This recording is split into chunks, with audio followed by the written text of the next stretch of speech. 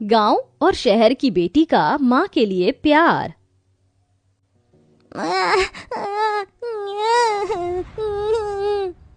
सुन सुन नन्ही लोरी की धुन, हो जा मीठे सपनों में गुन। सुन सुन नन्ही लोरी की धुन, हो जा मीठे सपनों में गुम। तारी रा रा रम, रा रा रा रा रम। जलते हुए लालटेन की मध्यम रोशनी में वो गरीब माँ अपनी दो बेटियों के साथ झोपड़ी में बैठी थी, जिसके पति की जलती चिता की आग अभी ठंडी भी नहीं हुई थी। गोद में 2 दिन की बच्ची थी। लगता है इसे भूख लगी है, मगर दूध भी नहीं। एक रोटी तो रखिए, वही खा लेती हूँ, थोड़ा दूध आ जाएगा। जैसी सुलोचना वो रोटी उठाती है, तभी 3 साल की नंदिता वो रोटी मांग लेती है। माँ भूख लगी है, रोटी दो ना। ये ले मेरी बच्ची, खा ले। और उस गरीब माँ ने अपने मुंह के आगे के निवाले को अपनी बेटी को दे दिया। एक माँ के दिल में औलाद के लिए ममता के सिवा कुछ भी भरा नहीं होता। सुलोचना की शादी सुदेश से हुई थी। जैसे तैसे दोनों का जीवन गरीबी में गुजर बसर हो रहा था, जिससे सुलोचना को नंदिनी और 2 दिन पहले एक और बेटी हुई। मगर दुर्भाग्यवश एक हादसे में सुदेश की मौत हो गई। उसने उस परिवार को तिनके की तरह बिखेर दिया।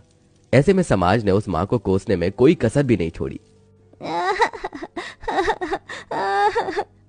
हे भगवान, किसी और माँ को मुझसा दिन मत दिखाना, जब वह अपनी औलाद को छाती से सटाकर दूध भी ना पिला सके। जैसे तैसे सुलोचना चीनी का घोल पिलाकर अपनी दोनों बेटी को थपकी दे देकर सुला देती है और अपनी जिंदगी का मकसद अपनी दोनों बेटियों को पाल पोस कर पढ़ाना लिखाना बना लेती है, जिसके लिए वो मजबूर होकर अमीर के घर झूठे बर्तन मांजने लगती है। देखते देखते 10 साल बीत जाते हैं, जिसमें नंदिनी अपनी माँ के दुखों को समझती थी, तो वहीं तानी बिल्कुल अलग थी। माँ क्या कर रही हो? मुझे दर्द हो रहा है। कितनी बार कहा है ना, मुझे ये गंदा सा तेल लगाकर चंपू मत बनाया करो। मेरा टिफिन दे दो, मुझे स्कूल के लिए देरी हो रही है। तानी, तो इस तरह से माँ से क्यों बात करती है? माँ तो हमसे कितना प्यार करती है। कोई प्यार नहीं करती है ये हमसे। अगर प्यार करती तो हमें ये गरीबों वाली जिंदगी नहीं देती, हमें सड़ी हुई सी झोपड़पट्टी में नहीं रहते। तानी की ऐसी कड़वी बोली अक्सर ही गरीब सुलोचना का मन दुखाती। उस रोज तानी जब स्कूल में अपने खाने का टिफिन देखती है तो आलू की भुजिया देखकर पिनक जाती है। तभी उसके साथ बेंच पर बैठी रितु ने कहा, देखो देखो, आज भी इसकी गरीब माँ ने रोज की तरह आलू की भुजिया दी है। बेचारी गरीब कहीं की। उस रोज तानी तिल मिलाई हुई घर आती है, फिर भी सुलोचना अपनी थकान को छिपाकर मुस्कुराती है। अरे आ गई मेरी प्यारी बिटिया। तानी टिफिन को झनाक से पटक कर अपनी माँ को कोसने लगी। कैसी गरीब माँ हो तुम, रोज रोज आलू की भुजिया और रोटी दे देती हो। तुम्हारी वजह से आज मेरे दोस्तों के बीच मेरा कितना मजाक उड़ा, पता है? उनकी माँ उन्हें मटर पनीर बनाकर देती है। तानी मेरी बहन, माँ हमको पढ़ाने लिखाने के लिए कितनी मेहनत कर रही हैं। तो कौन सा उपकार कर रही है? महलों सी जिंदगी थोड़ी दे रही है इस झोपड़ी में। सर्दी में ठिठुरते रहो और गर्मी में सड़ते रहो। जब गरीबी ही देनी थी तो पैदा क्यों किया? तानी के उस सवाल ने उस गरीब माँ के मन को छलनी छलनी कर दिया। मैं एक अच्छी माँ नहीं बन पाई। तभी डबडबाई आंखों से नंदिनी ने सुलोचना को देखते हुए कहा, माँ मुझे नहीं पढ़ना, मैं भी आपके साथ काम करूंगी। दिन गुजरता गया। नंदिनी ने पूरे घर की जिम्मेदारी संभाल ली और सुलोचना अब बर्तन मांजने के साथ कोठी में रोटी बनाने का काम भी करने लगती है, ताकि वो अपनी दोनों बेटी को हर खुशी दे सके। हालांकि तानी को कपड़े लत्ते से लेकर हर चीज मांगते ही मिल जाती, पर नंदिनी कुछ भी नहीं मांगती। मगर कहते हैं ना, दुखों में पली औलाद होती है। कुछ दिनों बाद गांव में सरकारी सिलाई सेंटर खुल गया। माँ, गांव में सरकारी सेंटर खुला है, वहाँ पर फ्री में सिलाई और मेहंदी सिखाया जा रहा है, मैं भी सीख लूं। तभी तानी ने इतराते हुए कहा, दीदी तुम यही गंवारों वाले काम सीख सकती हो, पढ़ाई तो तुमसे हो ही नहीं। हाँ। कुछ दिन बाद तानी ने 12वीं पास कर ली और कहा, माँ मैं आगे की पढ़ाई के लिए शहर जा रही हूँ, पर बेटी मैं तेरे बिना कैसे रहूंगी। माँ शहर में नौकरी लगते ही मैं आप दोनों को बुला लूंगी। मेरा भी मन नहीं है आपसे दूर जाने का, मगर जाना होगा। असल में तानी ने अपनी गरीब माँ के ममता भरे दिल से दाव खेला था, जिसमें सुलोचना ने कर्जा लेकर तानी को शहर भेज दिया, जहाँ तानी पूरी तरह शहर के रंग में रंग गई। वहीं दिन रात ठंड में सुलोचना दरवाजे पर बैठी रहती। डाक बाबू, शहर से मेरी बेटी की कोई चिट्ठी आई है क्या? नहीं चाची, कोई चिट्ठी नहीं आई। तभी मनोरमा ने कहा, अरे सुलोचना, एक बार जिसको शहर की हवा लग जाती है उसे रिश्ते नाते नहीं दिखते। भूल बैठी तेरी बेटी, तभी तो जाने के बाद एक बार भी पूछने नहीं आई कि तू जिंदा भी है कि मर गई। बड़ा आस लगाया था तूने अपनी शहरी बेटी, देख लिया नतीजा। मनोरमा ताने मानकर चली गई, जिसे सुन सुलोचना रोती रही। मेरी बेटी अपनी इस गरीब माँ को नहीं बिसार सकती। माँ चुप हो जाओ, तुम जानती हो ना मैं तुम्हारी आंखों में आंसू नहीं देख सकती। मैं तुम्हें शहर लेके चलूंगी, हम दोनों मिलकर ढूंढेंगे तानी को। इधर उधर से ले देकर नंदिनी अपनी माँ को गांव से शहर लेकर आ गई। सुलोचना की बूढ़ी आंखें बस किसी भी हाल में तानी को देखना चाहती थी।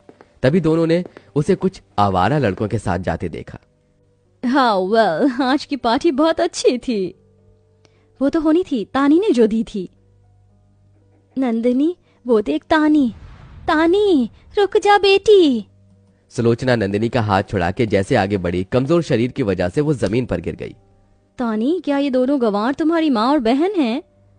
नेवर, मैं तो इन्हें जानती भी नहीं। ये कहकर तानी अपने बड़े से फ्लैट में चली आई, जहां नंदिनी और उसकी गरीब माँ सादे गांव के लिबास में वहां चले आई। उन्हें देख तानी ने चिढ़कर कहा, तुम दोनों गंवार शहर क्यों आई हो?